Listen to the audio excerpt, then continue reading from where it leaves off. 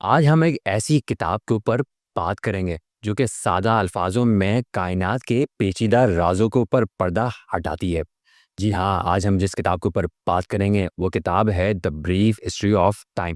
یہ کتاب ہے اسٹیون ہاکنس کی، اور اس کتاب کا اردو ترجمہ بھی ہو چکا ہے۔ اس کتاب کے اندر بلیک ہول، بگ بینگ، نظریہ اضافت، کوانٹم فزکس اور کائنات کی ابتدا جیسے مشکل سوالات کو حل کرتی ہے۔ یہ کتاب عام لوگوں کے لیے لکھی گئی ہے۔ سائنس کے طالب علم بھی پڑھتے ہیں اور عام لوگ جو کہ سائنس میں دلچسپی رکھتے ہیں وہ بھی پڑھتے ہیں۔ آج کی محفل کی خاص بات یہ ہے کہ اس کتاب کا اردو ترجمہ کرنے والے ڈاکٹر ناظم محمود ہمارے دی کرسچین پرسپیکٹس کے اسٹوڈیو میں موجود ہے۔ سب سے پہلے سر، آپ کا بہت بہت خوش آمدید ہے کہ آپ ہمارے اسٹوڈیو میں آئیں۔ تو سب سے پہلے میں آپ سے یہ سمپل سا سوال یہ ہے کہ یہ کتاب آپ نے ترجمہ کیوں کی؟ کیونکہ سائنس کی کتاب کو ترجمہ کرنا اور وہ بھی اردو میں ترجمہ کرنا اور سب سے پہلا ترجمہ کرنا، یہ بہت مشکل کام نہیں تھا آپ کے لیے؟ دوسری بات یہ کہ اگر اس کتاب کے حوالے سے اگر آپ کچھ بات کرنا چاہیں کہ اس کتاب عام فہم لوگوں کے لیے لکھی گئی ہے، کتاب عام لوگوں کے لیے لکھی گئی ہے، تو کہ اس کی کتاب کے اندر ہے کیا؟ وقت کے بارے میں کیا بات ہو رہی ہے؟ کوانٹم فزکس کے بارے میں کیا بات ہو رہی ہے اس کے اندر؟ اگر اس کتاب کا مختصر اگر آپ تبصرہ کرنا چاہیں تو آپ وہ بھی کر لیجیے گا۔ بہت شکریہ۔ آپ کا پہلا سوال کہ یہ کتاب کا ترجمہ کرنا مشکل تھا اور میں نے یہ کیوں ترجمہ کیا، بنیادی طور پہ یہ سمجھتا ہوں کہ سائنس کو عام الفاظ میں اردو میں لکھ کر لوگوں تک پہنچانا چاہیے۔ میں اس چیز کا حامی ہوں کہ سائنسی مضامین کو، سائنسی کتابوں کو عام فہم اردو میں لانا بہت ضروری ہے، تاکہ ایک عام طالب علم جو اردو میڈیم کا ہے، تو میرا جو ٹارگٹ آڈینس جس کو کہیں یا ٹارگٹ ریڈرشپ کون تھی اس میں، اب یہ ترجمہ میں نے کیا تھا یہ کتاب آئی ہے 88 یا 89 میں 89 میں جی۔ ماشاء اللہ تو اب اس وقت میں 24 سال کا تھا۔ پیدا نہیں ہوا تھا۔ تو اچھا، وہ کتاب میں نے پڑھی، مجھے بھی کسی کے ذریعے ملی۔ وہ ہم یہاں اس زمانے میں دستک تھیٹر گروپ چلاتے تھے، تو ہمارے اس میں سینئر ساتھی تھے اسلم اظہر صاحب، جو کہ پی ٹی وی کے چیئرمین بھی رہے، تو انہوں نے مجھے دی تھی پڑھنے کے لیے۔ میں نے ان سے لے لی تھی، وہ پڑھی تو اس کا وہ پسند آئی، تو میں نے اس کا ایک چیپٹر ترجمہ کر کے، اس زمانے میں یہاں ارتقا نیا میگزین نکلا کرتا تھا اردو کا، اس میں دے دیا، تو وہ چھپ گیا۔ تو پھر مجھے مشل فاؤنڈیشن لاہور میں ڈاکٹر پرویز ہدائی اور ڈاکٹر مبارک علی ہوتے تھے، تو انہوں نے رابطہ کیا کہ ہم نے آپ کا یہ ترجمہ دیکھا ہے، ہم چاہتے ہیں پوری کتاب آپ ترجمہ کریں، اور انہوں نے کہا ہم آپ کو مشل فاؤنڈیشن کی طرف سے 10,000 روپے دیں گے اس زمانے میں۔ اب میں بے روزگار آدمی تھا، 24 سال کا نوجوان، یہ میری پہلی آمدنی تھی جو میں نے ترجمہ کر کے 10,000 روپے اس زمانے میں لی۔ تو ایک تو یہ انسینٹیو مل گیا مجھے، تو اگر یہ انسینٹیو نہ ملتا تو شاید منع کرتا، تو انسینٹیو ہو گیا۔ دوسرا خواہش تھی کہ بھئی یہ اردو میں آ جائے۔ تو مطلب چیلنجز جو آئے، وہ چیلنج تو سب سے بڑا تو یہی ہوتا ہے نا کہ انگریزی کے جو الفاظ ہیں ان کو اردو میں منتقل کرنا۔ اب جیسے گریویٹیشن عام طور پہ استعمال کیا جاتا ہے، اب اس کے لیے اردو میڈیم میں جو ہے وہ کشش ثقل استعمال کیا جاتا ہے۔ اب یہ کشش ثقل جو ہے، یہ اردو میڈیم کے بچے تو سمجھ سکتے ہیں، بچے بچیاں، لیکن جو انگلش میڈیم والے ہیں وہ نہیں سمجھیں گے۔ تو جو اگر انگلش میڈیم والا اس اردو کتاب کو پڑھے گا تو کہے گا جی آپ نے بڑا مشکل ترجمہ کیا ہے، اس میں کشش ثقل کا لفظ استعمال کیا ہے، لیکن جو اردو میڈیم والے ہیں ان کو سمجھ آ جائے گی، کیونکہ وہ میٹرک میں جنہوں نے سائنس کی کتابیں اردو میں پڑھی ہیں یا انٹر میں اردو میں پڑھی ہیں، تو وہ ان الفاظ سے مانوس ہوتے ہیں۔ تو یہ اردو کے قارئین کے لیے میں نے ترجمہ کیا، اور مجھے خوشی ہے کہ میں نے اچھا ترجمہ کیا، اور اس کے 6 ایڈیشن یعنی 6 ریپرنٹ اس کے ہو چکے ہیں۔ تو یہ تو ایک آپ کے پہلے سوال کا جواب ہے۔ دوسرے سوال کا جواب کہ یہ اس کتاب میں کیا ہے اور میں اس کے بارے میں تھوڑا سا بتاؤں کہ اب یہ۔ تک رائٹ ناؤ کتاب بک رہی ہے، پڑھی جا رہی ہے؟ ہاں، وہ اصل میں اس کے بعد مزید کتابیں ترجمہ کم از کم میری نظر سے نہیں ہوتی، ہونا یہ چاہیے تھا آئیڈیلی۔ دیکھیں 35 سال بہت بڑا عرصہ ہے، یعنی یہ جو 1990 میں 88 میں آئی، 89 میں شاید میں نے ترجمہ کیا، 1990 یا 91 میں یہ کتاب چھپ کر آ گئی تھی۔ اس کے بعد اس کے ایڈیشن چھپتے رہے، یعنی ایڈیشن تو کیا گئے، ریپرنٹ یہ ہوتی رہی۔ لیکن پچھلے 35 سال میں سائنس کی دنیا کہاں سے کہاں نکل گئی۔ تو یہ بات حقیقت ہے کہ آج یعنی اس کتاب کی اہمیت اتنی نہیں ہے جتنی اس وقت تھی، کیونکہ پچھلے 35 سال میں دیکھیں اس زمانے میں وہ ٹیلیسکوپ نہیں تھی، اس طرح کی دوربینیں نہیں تھیں۔ اب ہمارا علم جو کائنات کے بارے میں ہے وہ 35 سال کے مقابلے میں بہت زیادہ ہے، بلکہ ہم تو یہ جانتے ہیں نا کہ سائنسی ترقی ہر 5 سال میں کہاں سے کہاں پہنچ جاتی ہے۔ تو آپ اندازہ لگائیں کہ جو 35 سال پہلے جو کتاب لکھی گئی ہے اس کے مقابلے میں آج کی سائنس کہاں پہنچ چکی ہوگی۔ تو ہماری جو انڈرسٹینڈنگ ہے کائنات کی، جو تفہیم ہے ہماری، وہ آج کی بہت زیادہ ہے۔ تو حالانکہ یہ میری ترجمہ کی ہوئی کتاب ہے، لیکن میں یہ بات ضرور کہوں گا کہ اس کی اب تاریخی اہمیت ہے۔ تاریخی اہم جیسے کہ اب چارلس ڈارون نے اوریجن آف اسپیشیز کا ترجمہ کیا، اس کو 1.5 پونے 200 سال سوری وہ لکھی 1.5 پونے 200 سال ہو گئے. اب اس کے بعد جو حیاتیات کا علم ہے یا ایوولوشن یا ارتقاء کا جو علم ہے وہ کہاں سے کہاں پہنچ گئے.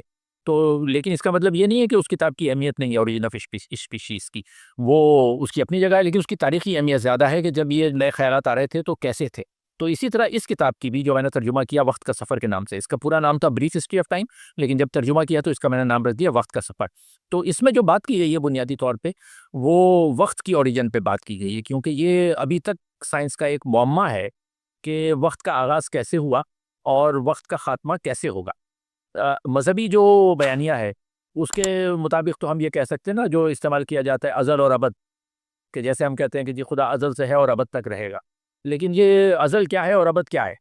تو ازل جو ہے وہ شاید وقت کا آغاز ہے، اور ابد وہ ہے جو جہاں وقت ختم ہو جائے گا.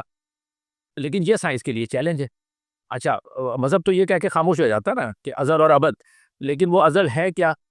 سائنس کی ابھی تک کی جو انڈرسٹینڈنگ ہے، جو 35 سال پہلے بھی وہی تھی اور ابھی بھی تقریباً وہی ہے. وہ بنیادی سوال کا جواب ہم ابھی تک نہیں پا سکیں. جو اضافہ ہوا ہے ہماری معلومات میں 35 سال میں وہ یہ ہے کہ جو بگ بینگ ہوئے، پہلے یہ کہا جاتا تھا کہ ایک بگ بینگ ہوا، اب یہ کہا جاتا ہے کہ یہ بالکل ممکن ہے کہ کئی بگ بینگ ہوئے ہوں، کیونکہ پہلے ہم یہ سمجھتے تھے کہ کہکشائیں تو کئی ہیں لیکن کائنات ایک ہے، اور اس کائنات کے اندر بہت ساری کہکشائیں ہیں. ٹھیک ہے، لیکن اب ملٹی ورس کی بات آ رہی ہے. پہلے یہ تھا کہ جی یونیورس ہے اور یونیورس میں دیر آر مینی گیلیکسیز، یہ بات تھی، and there is one universe. ٹھیک ہے، یونی کا مطلب ہی ون ہے. لیکن اب یہ آ رہا ہے کہ نہیں، بالکل ممکن ہے کہ وہ یونی ایک نہ ہو، وہ یونیورس ہی ایک نہ ہو، وہ کائنات ہی ایک نہ ہو، بلکہ کئی کائناتیں ہوں. ملٹی ورس کا جو کانسیپٹ آیا ہے اور اس کے کچھ ثبوت بھی مل گئے. تو اب یہ ان ساری چیزوں کی چیزیں لکھی جا رہی ہیں. نیل ڈے گراس ٹائسن جو ہیں، انہوں نے اس کے ان کے بڑے اچھے پوڈ کاسٹ بھی ہیں، کتابیں بھی ہیں. تو اب کسی کو یہ چیلنج لینا چاہیے کہ وہ جدید جو سائنسی ادب ہے جس کو کہا جانا چاہیے کہ پاپولر سائنس رائٹنگ کی اہمیت یہ ہوتی ہے کہ جو ٹیکنیکل چیزیں ہیں وہ عام آدمی نہیں سمجھ سکتا، عام آدمی یا عورت. پاپولر سائنس کا فائدہ یہ ہوتا ہے کہ اس کو ہم آپ جیسے وہ لوگ جن کی اسپیشلائزیشن سائنس نہیں ہے وہ بھی ان کو سمجھ سکے. تو اس کتاب میں ایک تو وقت کی اوریجن پہ بات کی گئی ہے، یعنی بگ بینگ. پہلے تو یہ صرف آئیڈیا تھا، لیکن بعد میں ثابت ہوا کہ نہیں، بگ بینگ واقعی میں ہوا. پہلے ایک، پھر کہا گیا کہ کئی ہوئے. اچھا، پھر اسی طرح بلیک ہول کا تھا کہ بلیک ہول پہلے یہ تھا کہ شاید کوئی ایک بلیک ہول ہے جس کی طرف کائنات بڑھ رہی ہے. پھر اب آیا کہ نہیں، ایک بلیک ہول نہیں بلکہ بے شمار بلیک ہولز ہیں جو ہڑپ کر رہے ہیں پوری گیلیکسیز کو. تو یہ نئی تحقیقات ہیں. تو یعنی ایک طرح سے یہ کہا جائے نا کہ مائنڈ باگلنگ ہے یہ پوری چیز.